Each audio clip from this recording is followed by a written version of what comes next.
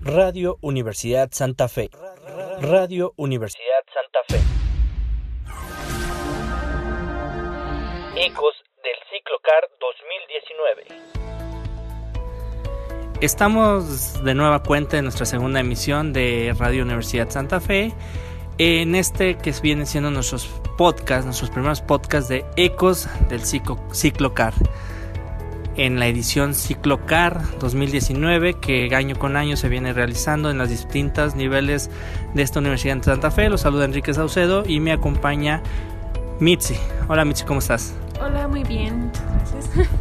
Y en esta ocasión, pues tenemos un invitado muy especial porque lo platico hacia grandes rasgos. Años atrás fue mi profesor, estuvimos compartiendo yo como alumno y el maestro aquí de esta institución. Jan, ¿cómo estás? Muy bien, encantado de estar aquí con ustedes. Jan, platícanos un poco, ¿qué está haciendo Jan ahorita en octubre, a empezar a noviembre del 2019? ¿De qué la anda rolando, diríamos? No, bueno, ¿qué te digo? Que estoy en chinga, como muchos, principalmente para pues sacar adelante proyectos asociativos, proyectos profesionales, personales, pues de todo tipo, ¿no? Y de lo que he venido a platicar un poco el día de hoy, que son dentro de mis actividades de divulgación que yo hago de forma como voluntaria para el movimiento Colibríes de Guanajuato, específicamente pues tratando del tema de cambio climático. Cambio climático, un tema pues que está, podríamos decir, en tendencia, porque sí, en todos ya tenemos empresas no gubernamentales, pues están manejando el cambio climático. ¿Qué es el cambio climático? O sea, para que nos podamos poner en contexto, ¿qué es el cambio climático? Bueno, el cambio climático, independientemente de saber qué tanto lo producimos los seres humanos o no, es que tenemos que hablar de efectos, ¿no?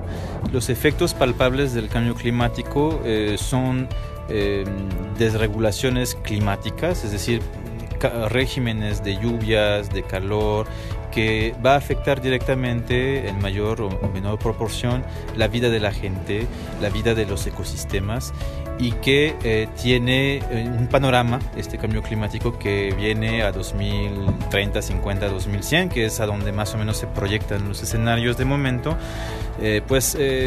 Problemáticas como que si no nos damos la tarea todos de actuar a nivel individual, de gobierno, de empresas, de academia, etcétera, vamos a tener que enfrentar estos efectos en nuestra vida cotidiana, y creo que no va a ser nada agradable. Cuando digo esto me refiero a fenómenos masivos de refugiados climáticos, me refiero a carencias de alimento, me refiero a empobrecimiento de poblaciones que ya vienen siendo ya muy pobres.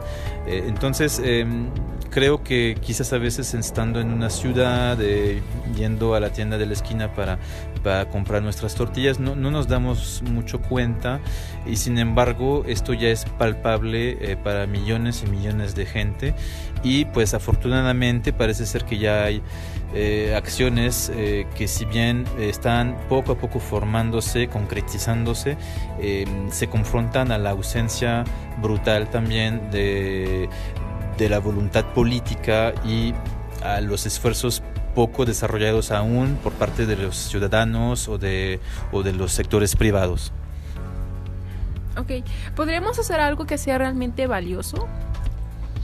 Sí, por supuesto, pues la plática que vine a darles hoy es para, si yo, digamos, fuera pesimista o cínico, entonces yo no estaría aquí, ¿no? Entonces para mí el estar compartiendo pues algunas ideas, acciones que podemos hacer, es porque considero que sí, muchas pueden ser muy valiosas. Miren, yo emprendí hace unos 5 o 6 años la construcción de mi propia casa, ¿no? Y yo sé que pues mucha gente intenta hacer su propia casa, ¿no? O desgraciadamente pues las consigue en fraccionamientos, endeudándose durante 30 años, pero tuve la fortuna de poder emprender mi proyecto, y lo hice tratando de considerar estos efectos que yo no quería, estos impactos que yo no quería producir. Entonces, quizás no sé si sea tan valioso o no, pero al menos desde mi cancha, como quien dice, trate de hacer una casa lo más ecológica posible. ¿Cómo? Pues usando materiales naturales, es decir, tierra, madera, carrizo, piedra, lo que pues digamos la naturaleza nos brinda en un radio muy corto. La construcción pues es un campo muy importante. Podemos actuar desde la educación. Yo estoy empezando seriamente a reflexionar sobre una iniciativa de ley para que la educación ambiental sea algo totalmente obligatorio en todas las escuelas del estado. En la Ciudad de México ya es ley, entonces hay que trabajar esta parte también. Yo creo que los actos de consumo diario son sumamente importantes. Saber elegir los productos de acuerdo a lo que sabemos, el impacto que pueden crear, el impacto socioambiental, es muy importante. Cómo nos movemos, si decidimos mejor tomar transporte público que su carro individual, etcétera, etcétera. Hay muchas cosas que se pueden hacer, y también una cierta presión ciudadana. Eso es muy importante. No tenemos que esperar, no se puede esperar que los gobiernos, que las empresas por sí solas se adapten, ¿no? Y cambien las leyes, cambien sus modos de producción, etcétera. Entonces tenemos que presionar también de forma colectiva y ser organizados de forma colectiva para que las reglamentaciones avancen, y también no dejando de lado, como les decía en un principio, estas acciones individuales, ¿no?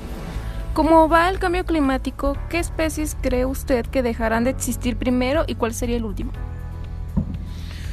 Pues la primera especie que se me ocurre que pueda dejar de existir somos nosotros, los seres humanos, para empezar.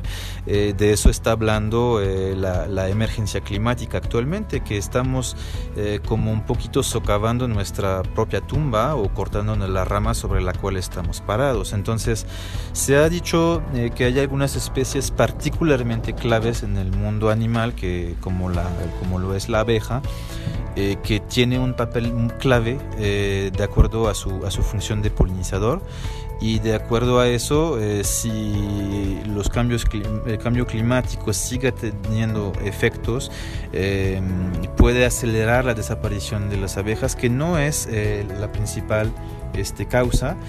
Sabemos que más bien ahí se trata de reducir mucho los pesticidas usados en el campo, pero todo va de la mano, es decir, también los pesticidas nos hacen correr riesgos para nuestra salud y para la desaparición de algunas especies. Creo que, como lo mencionaba hace rato en la conferencia, no se trata únicamente de sentir ternura por la vida del oso polar, que a lo mejor está como ciertamente bastante condenado, así como a otras especies, sino revisar incluso desde los insectos, las aves, todas las especies que hoy en día se encuentran ya en peligro de extinción.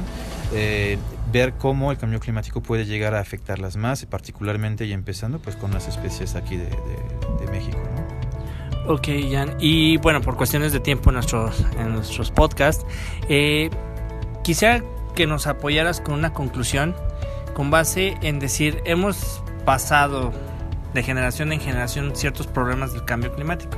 O sea, no es nuevo el tema, ¿no? Pero ¿por qué ahorita? Tú mencionabas hasta Trump, de que, bueno, él dice que no existe. Pero una conclusión para que también los que nos están escuchando en este momento tengan conciencia finalmente de que en esta generación es la que debemos poner ya ahora sí el punto sobre la mesa. Mira, yo efectivamente ha habido épocas en la historia del planeta que han conocido épocas glaciares incluso, o de calor mucho peor de lo que nos está esperando en las próximas décadas o siglos. Pero tenemos hoy en día como la capacidad relativa, pero ya bastante desarrollada, de poder medir estos cambios, ¿no? Cosa que en la historia nunca se había podido hacer. A partir del momento en que existe información científica veraz y un planteamiento de escenarios a futuro, de lo que nos espera con las consecuencias concretas. Es una herramienta para todos, para empoderarnos. Es decir, no se trata de que seamos con estudios o siendo políticos o siendo representantes a nivel de la ONU, etc. Creo que todos necesitamos empoderarnos de esta información, averiguar incluso de su carácter veraz y no quedarnos en el, bueno, si dicen que es importante, no, pues darse a la tarea de informarse correctamente y entonces imaginar que las cosas no solamente las hacemos para nosotros, porque si fuera así, desgraciadamente muchas veces no moveríamos ni un dedo para el entorno, sino pensar también en lo que vamos a dejar a las siguientes generaciones. Creo que es el mensaje profundo que hay que busca también la sustentabilidad, que busca el buen vivir, es pensar para las futuras generaciones y el entorno que les vamos a dejar, los recursos naturales, el estado de la biodiversidad que les vamos a dejar. No es el único tema, el del calentamiento global, desgraciadamente. Hay muchos más sobre la contaminación o la escasez de recursos naturales, sobre la pérdida de biodiversidad y sus consecuencias. Y esto son temas punto y aparte o a veces vinculados, pero para tener una civilización ya ecológica, sustentable, más bien dicho, que abarque también a cuestiones sociales, económicas, culturales y no solamente ambientales, una sociedad sustentable, una civilización sustentable, estamos apenas en pañales, sí, al menos queremos pretender permanecer ahí por muchas generaciones más. Perfecto, Jan, pues muchísimas gracias por habernos acompañado en una nueva etapa de Radio Universidad Santa Fe.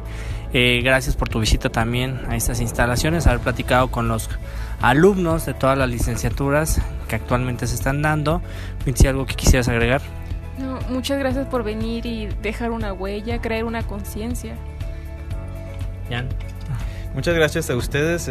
Si tienen de nuevo eventos, oportunidad de platicar, debatir, informar, pues cuenten conmigo. Perfecto, pues nos escuchamos en nuestra siguiente emisión de Ecos del Ciclocar por Radio Universidad Santa Fe. Radio Universidad Santa Fe. Radio Universidad Santa Fe. Ecos del Ciclocar 2019.